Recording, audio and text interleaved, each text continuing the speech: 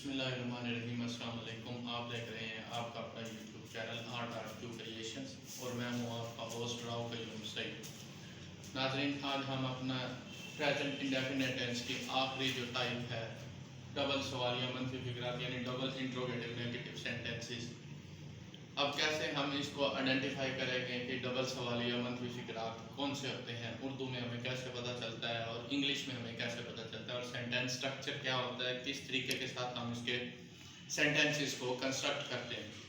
आइए सबसे पहले तो हम इसकी डेफिनेशन देख लें कि डबल सवालिया मंफी फिक्रात कौन से होते हैं। जैसे कि नाम से जाहिर है कि डबल सवालिया यानी डबल मीन दो क्वेश्चन है इसके अंदर, और उसके साथ साथ मंफी भी है यानी नेगेटिव सेंटेंसेस भी हैं, यानी तो दो चीज़ों का कम्बिनेशन है। डबल सवालिया भी है और मनफी फिक्रात भी, यानी दो चीज़ों का कम्बिनेशन किया गया है।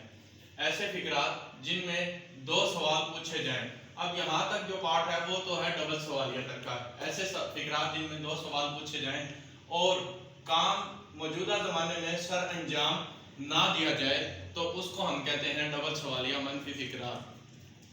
अब इंग्लिश में आप इसकी डेफिनेशन देखें कि double interrogative negative sentences in this types of sentences, यानी इस किस्म के फिक्रात के अंदर टू क्वेश्चंस आस्क्ड, दो तरह के सवाल पूछे जाते हैं। इन प्रेजेंट टाइम, मौजूदा जमाने के अंदर, क्योंकि हम प्रेजेंट टेंस पढ़ रहे हैं तो इसलिए वो प्रेजेंट टाइम के अंदर बात कर रहा है कि in this types of sentences two questions asked in present time and action is not perform. Action क्यों नहीं परफॉर्म किया जाता? क्योंकि ये नेगेटिव सेंटेंसेस भी एज वेल।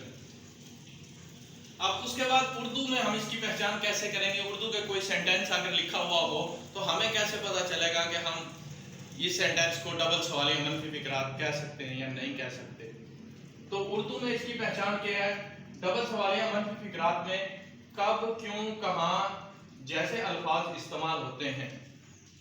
नंबर वन तो ये चीज है कि कब, क्यों, कहाँ, इस तरह के जो अल्फाज होंगे अगर वो सेंटेंस के अंदर इस्तेमाल किए गए होंगे तो हम ये समझ जाएंगे कि ये डबल सवालिया का फिक्रा है। अब जो सेकंड पार्ट इसका मनफी फिक्रा और फाइल के बाद नॉट इस्तेमाल होता है, यानी डबल सवालिया मनफी फिक्रा वो सेंटेंसेस हैं जिसके अंदर कब, क्यों, कहाँ जैसे अल्फाज भी इस्तेमाल होते हैं और फाइल के बाद नॉट इस्तेमाल होता है। अब इंग्लिश सेंटेंसेस के अंदर हम इसको किस तरह से आइडेंटिफाई करेंगे वो मेंशन किया गया है कि इंग्लिश में पहचान है कि डबल सवालिया मनफी फिक्रात में WH से स्टार्ट होने वाले जो अल्फाज होते हैं, जैसे वाई, व्हेन, वेयर, व्हाट, ये वाले जो अल्फाज होते हैं इनसे फिक्रा स्टार्ट होता है, इनसे फिक्रा शुरू होता है, और सब्जेक्ट मीन फाइल के बाद जो एक्शन डूअर होता है उसके बाद नॉट इस्तेमाल होता है। अब इसके जो इमदादी फेल यानी हेल्पिंग वर्ब्स वो कौन कौन से इस्तेमाल किए जाते हैं? हेल्पिंग वर्ब वो सेम है जो हम नेगेटिव सेंटेंसेस के अंदर, इंट्रोगेटिव सेंटेंसेस के अंदर, डबल इंट्रोगेटिव के अंदर, इंट्रोगेटिव नेगेटिव सेंटेंसेस के अंदर सेम हेल्पिंग वर्ब्स हैं, डू और डस। अब डस किसके साथ इस्तेमाल होता है, डू किसके साथ इस्तेमाल होता है, वो हम देख लेते हैं कि डस जो इस्तेमाल होता है वो है ही, शी, इट, और last one is singular name, यानी ही एक पर्सन के लिए इस्तेमाल होता है, ये वो उसका प्रोनाउन है। थर्ड पर्सन सिंगुलर इनको बोलते हैं। अब ये जो तीन चार चीजें हैं, ही, शी, इट और सिंगुलर नेम, इनके साथ हम डज का वर्ड इस्तेमाल करते हैं बतौर हेल्पिंग वर्ड यानी इमदादी फेल के।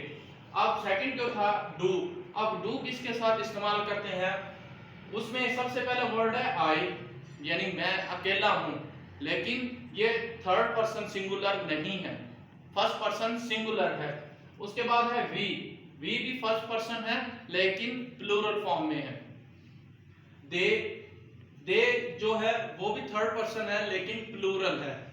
उसके बाद यू सेकंड पर्सन है, ये भी प्लूरल के लिए इस्तेमाल किया जाता है, सिंगुलर के लिए भी इस्तेमाल करते हैं। और लास्ट वन इज प्लूरल्स, यानी combination of more than one things, यानी एक से ज्यादा चीजों का जो मजमूआ आता है, जिस जगह दो अशखास बैठे हों या तीन अशखास बैठे हों उनके मुतालिक अगर कोई भी डिस्कशन की जाती है तो उसको हम प्लूरल कहते हैं, यानी जमा कहते हैं। जैसे उर्दू में होते हैं वाहिद जमा। अब वाहिद किसको कहते हैं? सिंगुलर को, यानी एक चीज को, और प्लूरल जो कहते हैं हम दो चीजों को, यानी एक से ज्यादा चीजों का जो मजमुआ होता है उसको हम प्लूरल कहते हैं। अब नेक्स्ट स्टेप जो है इसका सेंटेंस स्ट्रक्चर, फिक्रा किस तरीके के साथ हमने डेवलप करना है, सेंटेंस को किस तरीके के साथ हम कंस्ट्रक्ट करेंगे, बनाएंगे कि हमारा सेंटेंस जो होगा बिल्कुल एक्यूरेट होगा according to the grammar rules. सबसे पहले हमने इसके अंदर इस्तेमाल करना है WH से जो स्टार्ट होने वाले जो अल्फाज हैं, why, when, where, what वगैरह, ये अल्फाज हमने इस्तेमाल करने हैं। और उसके बाद हमने इस्तेमाल करना है हेल्पिंग वर्ब जो कि डू और डज की सूरत में हमारे पास मौजूद है।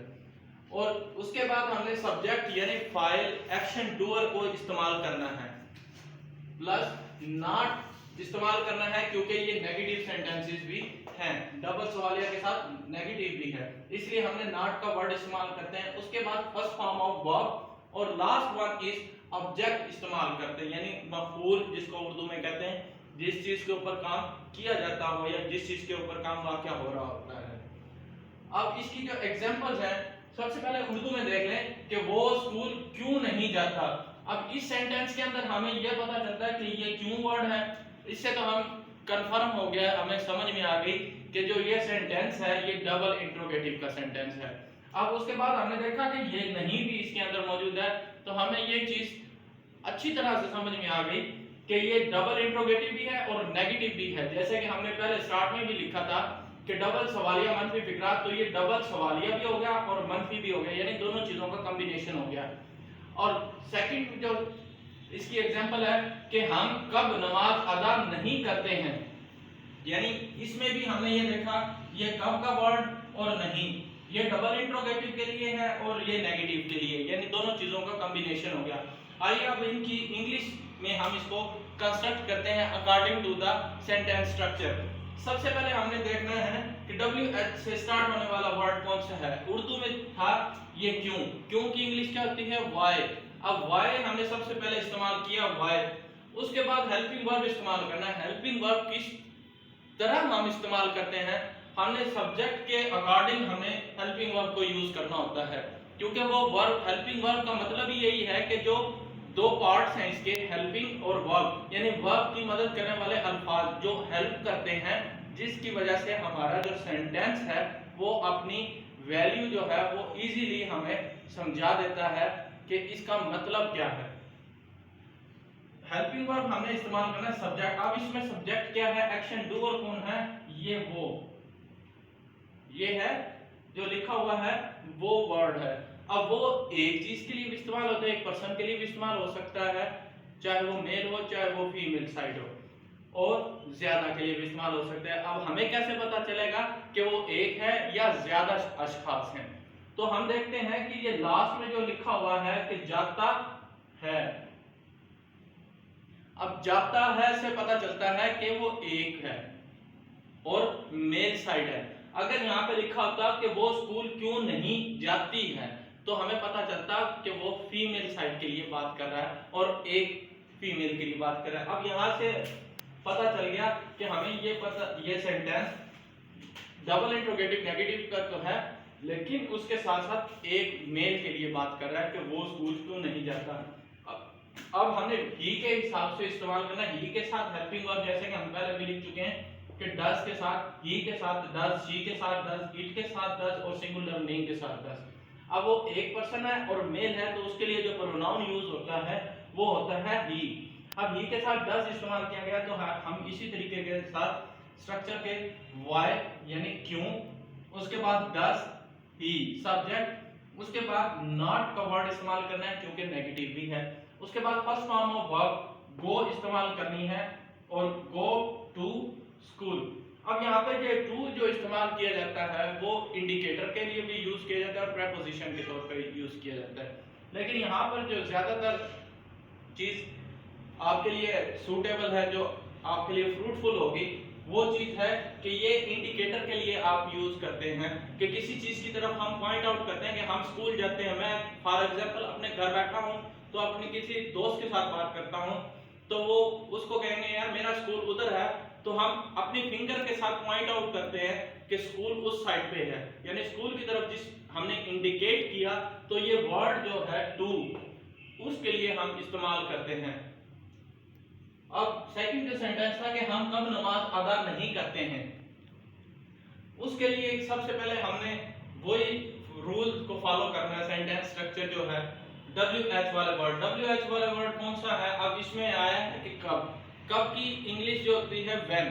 अब सबसे पहले हमने व्हेन इस्तेमाल किया, उसके बाद सब्जेक्ट के हिसाब से ही हेल्पिंग वर्ब को पुट करना है।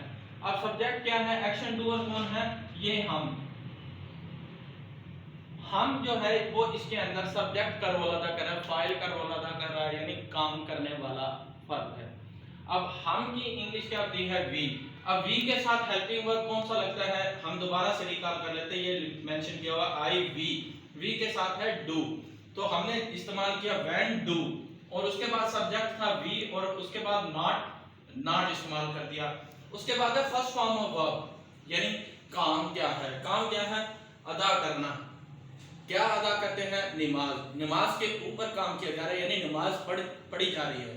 तो सबसे पहले क्या हमने देखना है कि एक्शन क्या है, अदा करना। अब अदा करना की इंग्लिश होती है ऑफर, और उसके बाद नमाज है, नमाज की इंग्लिश होती है प्रेयर, और लास्ट में question mark, just one time, not double time. अगर आपने, दोबारा से बता देता हूं कि अगर आपने डबल सवालिया को देख के और क्वेश्चन के लास्ट में 2 क्वेश्चन मार्क्स लगा दिए तो आपका सेंटेंस जो होगा बिल्कुल गलत होगा और आपको इस चीज का कोई बेनिफिट नहीं होगा। तो आप लोग ये करें कि जिस वक्त सेंटेंस कंस्ट्रक्ट करते हैं, डबल सवालिया हो या सिंगल सवालिया हो, सिंपल सादा सवालिया जिसको हम आम जुबान में कहते हैं, तो उसके आखिर में हमने सिर्फ एक ही सवालिया निशान लगाना है, question mark, just one time after the sentence. ये था नाज़रीन आज का हमारा लेक्चर, उम्मीद है आपको पसंद आया होगा। अगर आपको पसंद आए तो अपनी कीमती आरा से हमें कमेंट्स में आप अपने हमें गाइड कर दें, आगाह कर दें, ताकि हम मज़ीद अच्छी से अच्छी एफर्ट कर सकें। और हमारे चैनल को सब्सक्राइब ना करना भूलिएगा, R.Q Creations।